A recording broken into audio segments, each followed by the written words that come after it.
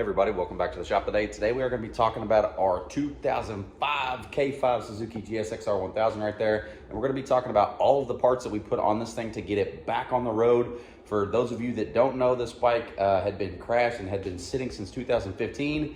And we spruced it all up and got it back going again. So let's talk about all the parts we put on this bike. May of 2005. Oh yeah. Dug through the old motorcycle magazines. Look at this. How cool is that? This is the stuff that I got to grow up reading. We'll be talking about all of these parts, and then we'll be going over them on the list here, and then we'll be doing an overview of the bike. So this is a complete list of everything that we did to that 2005 GSXR1000. It was crashed. All of the plastics and stuff on the right-hand side of the bike were pretty smashed up.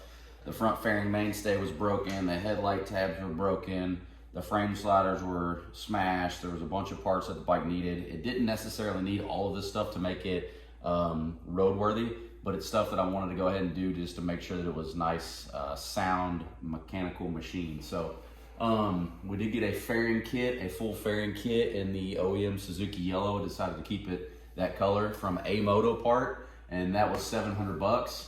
It took about 30 days or so to get that. So a lot of people say that it takes months and months and months when you order from other companies, but I got mine in about a month.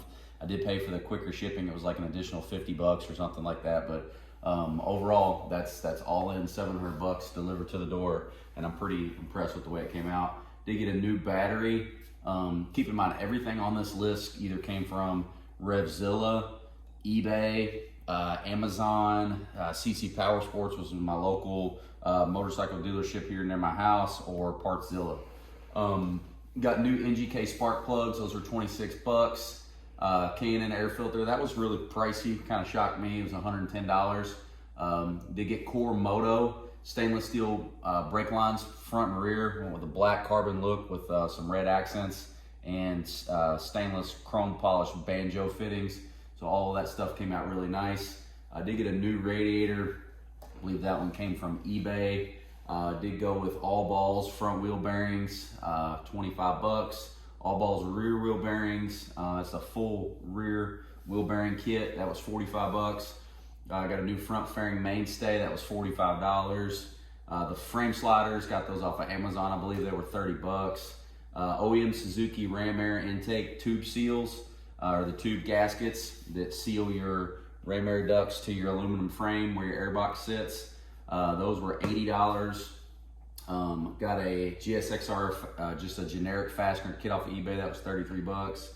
I didn't have I reused as much factory hardware as I could, but I did have to source some bolts, and I wanted to make sure everything kind of matched. So I did get a new headlight. That was $80. Got that off of eBay. I did go with EBC fully centered front pads, actually front and rear. The fronts were 85 bucks, obviously dual caliper, 2 sets of pads, and the rear were 40 bucks.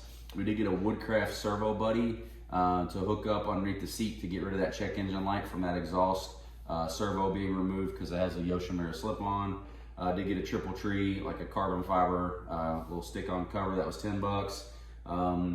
We did go Dunlop Q3 Plus tires, front and rear. So the front was $166 and the rear was $250. I did go with Suzuki R7000 oil. I would have went with the R9000, which is a fully synthetic oil. This is a semi-synthetic, but it's all they had. That was 50 bucks. Suzuki oil filter, that was $15. They go with Suzuki X-Star DOT4 brake fluid, that was 15 bucks. We did replace the fuel pump filter screen. So we took the fuel pump out of the tank and replaced that screen in there. That $25 actually came with like a pack of 5. So really they were only about $5 a piece. Really easy to do. Pop that fuel filter out of the bottom of the tank, take the pump apart and replace that filter. It did have a little bit of sediment on it, so that was a worthwhile $5 investment. Tire mount and balance was 25 bucks a wheel, so it set me back about 50 bucks. I did take them off of the machine and take them to them. We did get the CRG RC2 clutch and brake levers. Those were 130 bucks a piece. I do have ASVs on my DRZ, and the ASVs feel really good. These CRGs feel really, really good too. We did go with a TST Industries fender eliminator kit. That was 40 bucks. I really like everything from TST Industries, man. They make really great products. OEM Suzuki fork seal kit. I'd never done fork seals before, so that was interesting. But I got that off of eBay. That came with the all of the seals that you needed. It came with everything, so that was a really great kit. I did have to buy a fork seal driver kit, a fork oil level tool, a spring compression tool, all of that stuff to do the kit. I bought the OEM Suzuki fork dampening rod holder. That's just a rod that allow you to move that up and down to purge all the air out of the system before you fill it up. We did go with Bell Ray fork oil. I did buy a Climber shop manual just for any bike I'm working on. Anytime, I always just like to pick up a manual. There's always tons of great information in there you can learn. Did get a set of bike stands, tacks on everything, and then the total for all of the parts, just every part on this list here, was $3,275. That is with the tax included. So once again, I did get everything that you see on that bike from either Revzilla, eBay, Amazon, CC Power Sports, which is right here in Louisville, and Partzilla.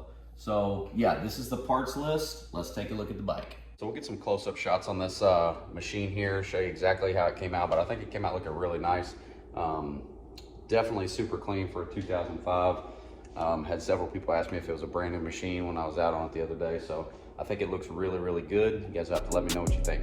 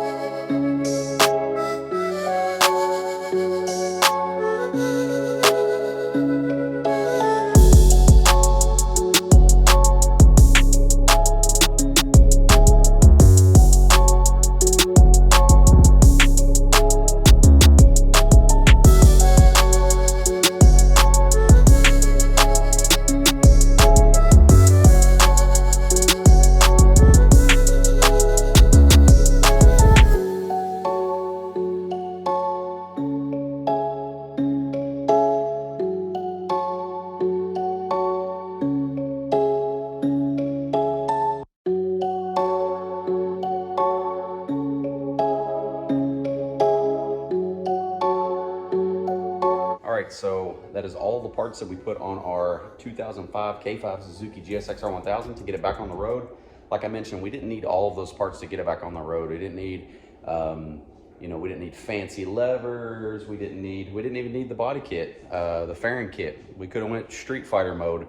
We could have probably got this machine back on the road really inexpensively with just some oil and some plugs, because mechanically it was a good platform to start with.